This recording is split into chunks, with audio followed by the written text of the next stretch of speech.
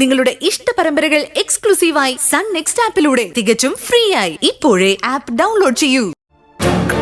ഇതിപ്പോ കഴിച്ചില്ലെങ്കിലേ BP കൂടിയനെ. അച്ഛൻ എന്താ പറഞ്ഞത്? ഞാനും ധനേട്ടനുമാണ് നാട്ടുകാരോട് മുഴുവൻ എല്ലാം പറഞ്ഞുകൊണ്ട് നടക്കുന്നതെന്നല്ലേ? മെന്റൽ ഹോസ്പിറ്റലിലെ കാര്യങ്ങളൊക്കെ അറിയാവുന്നതേ ഞങ്ങൾക്കല്ല, ദേ ഇവക്ക. അച്ഛൻ ഈ അനിതയും കൂട്ടിയല്ലേ അവിടെ പോവാറ്? മോളെ, അവിടത്തെ കാര്യങ്ങളൊക്കെ നീ ആരോടെങ്കിലും പറയാറുണ്ടോ മോളെ? ഉവ്വച്ച, വാസന്തി ചേച്ചിയും ധനേട്ടനും ചോദിച്ചാ അവിടുത്തെ കാര്യങ്ങളൊക്കെ ഞാൻ പറയാറുണ്ട്. എന്തായി?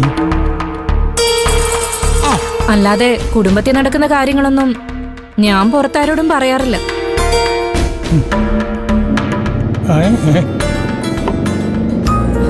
അച്ഛ, ശബരിയും ദയം വന്നെന്ന് തോന്നുന്നു. മോളെ, നീ വേഗം ആരതി എടുത്തോണ്ട് വാ. ശരി ചെല്ല്. അച്ഛാ, ആരതി ചുമ്മാ എന്തിനാ? ഇരി. ആരതി എടുക്കാൻ പോകുന്നു? വാ. അതെ,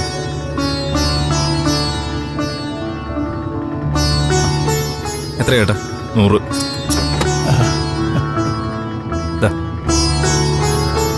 രണ്ടാളും പ്രതീക്ഷിച്ചാലും നേരത്തെ എത്തിയല്ലോ.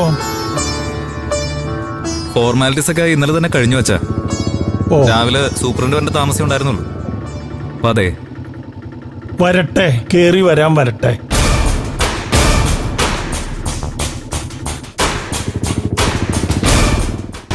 അനിതേ,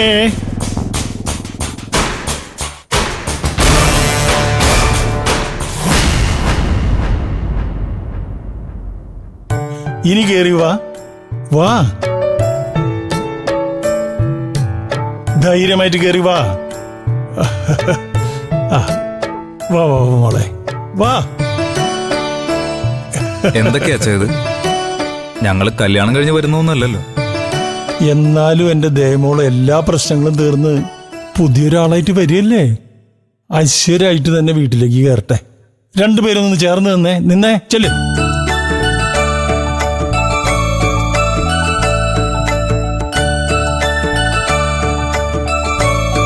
ഇതേ നീ പുറത്തു കൊണ്ടുപോയി തട്ടി. ഇനി രണ്ടുപേരും വലതുകാല് വെച്ച് കേറി വന്നോ. വാ മോളെ.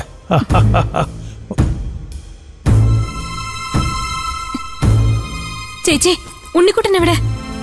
ആ, അവനെ നോക്കുന്ന പണിയൊക്കെ അനിതയുടേതല്ലേ, അവളുടെ മുറി കാണും. ദേ, ഉണ്ണിക്കുട്ടൻ നല്ല ഉറക്കവാ. നീ മുറി പോയി റെസ്റ്റ് ചെയ്തോ. മോനുണരുമ്പോ ഞാൻ അങ്ങോട്ട് കൊണ്ടുവരാം. അതേ നല്ലത്. ഉറക്കത്തിലെടുത്താ അവൻ കരയും. അതാ മോളെ, കുറച്ച് ദിവസത്തിന് ശേഷം അമ്മയും മോനും കാണുന്നതല്ലേ, അത് സന്തോഷമുള്ളൊരു കാര്യല്ലേ. ശരി അച്ഛ.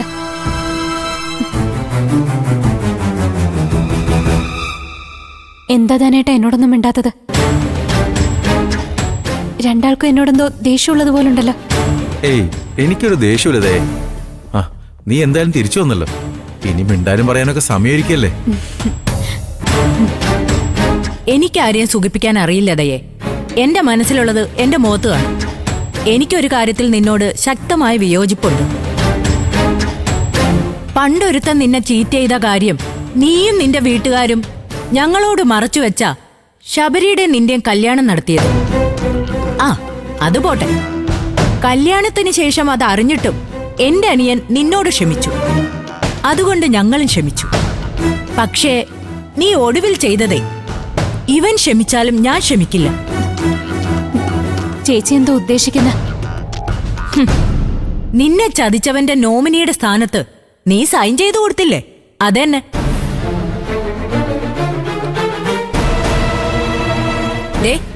നിന്റെ സ്ഥാനത്ത് ഞാനായിരുന്നെങ്കിൽ ചത്താല് ഞാനത് ചെയ്യില്ല. എടീ, അതൊക്കെ കഴിഞ്ഞ കാര്യല്ലേ. വീണ്ടും നീ ഇതൊക്കെ കുത്തിപ്പോക്കുന്നത് എന്തിനാ? അതങ്ങനെ ഒരിക്കലും കഴിയില്ല അച്ഛാ. പണ്ടുണ്ടായൊരു പേരുദോഷം രേഖാമൂലം ഒപ്പിട്ട് അംഗീകരിച്ചു കൊടുത്തിരിക്കുന്നത് ദേ ഈ ദയ.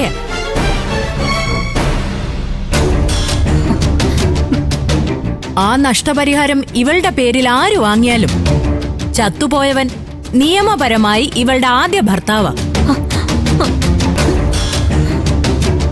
എന്നുവെച്ചാ ഈ നിൽക്കുന്ന അച്ഛന്റെ മകന്റെ ഭാര്യ ദേ ഒരു രണ്ടാം കെട്ടുകാരിയാണെന്നർത്ഥം.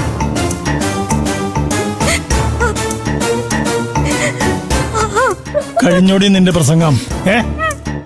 ആ കഴിഞ്ഞു. ഇത്രയും കാര്യം പറഞ്ഞില്ലെങ്കിൽ ദേ ഞാനിവന്റെ ചേച്ചിയല്ല, അതുകൊണ്ട് പറഞ്ഞതാ.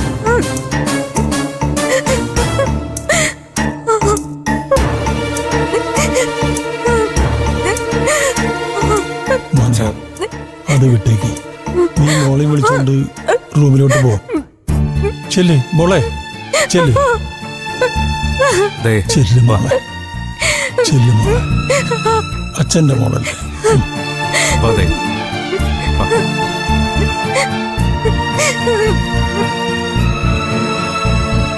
അച്ഛാ,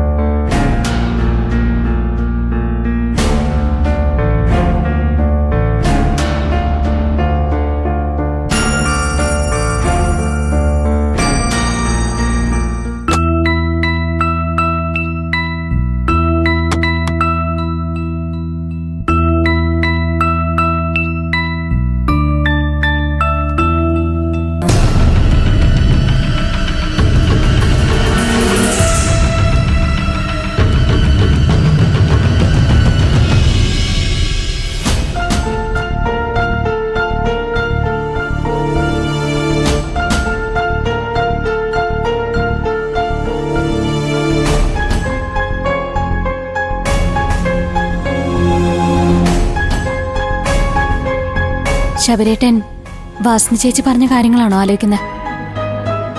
ആ ചേച്ചി ഇങ്ങനെ സംസാരിക്കുമെന്ന് ഞാൻ തീരെ പ്രതീക്ഷിച്ചില്ല.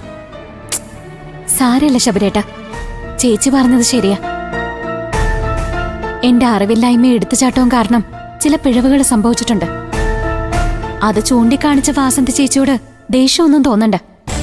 ഏയ് സത്യം തുറന്നു പറയുന്നവരോട് ദേഷ്യം തോന്നുന്ന എന്തിനാ? ചേച്ചി പറഞ്ഞ ഇതേ കാര്യം ഇവിടെ വന്ന ശേഷം ഞാൻ നിന്നോട് സംസാരിക്കാനിരിക്കായിരുന്നതേ. നന്ദുവിന്റെ നോമിനിയായി നീ സൈൻ ചെയ്യുന്നതിന് ഞാൻ അന്നും എതിർത്തതാ. പക്ഷെ അപ്പോഴേക്കും നീ എല്ലാം ചെയ്ത് കഴിഞ്ഞിരുന്നു. അതോടെ എല്ലാ പ്രശ്നങ്ങളും തീരുമെന്ന് മാത്രമേ ഞാനപ്പ ചിന്തിച്ചുള്ളൂ ശബരേട്ട.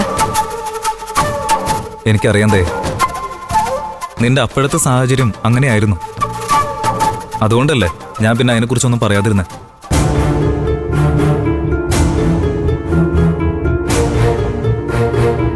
ഇപ്പൊ നിന്റെ മാനസിക പ്രയാസങ്ങളൊക്കെ മാറി. നിതിന്റെ ഭീഷണിയെയും ഇനി പേടിക്കാനില്ല. ഇനി നമുക്ക് എത്രയും വേഗം ആ കളങ്കം മാറ്റിയെടുക്കണതേ. ഏത് കളങ്കം?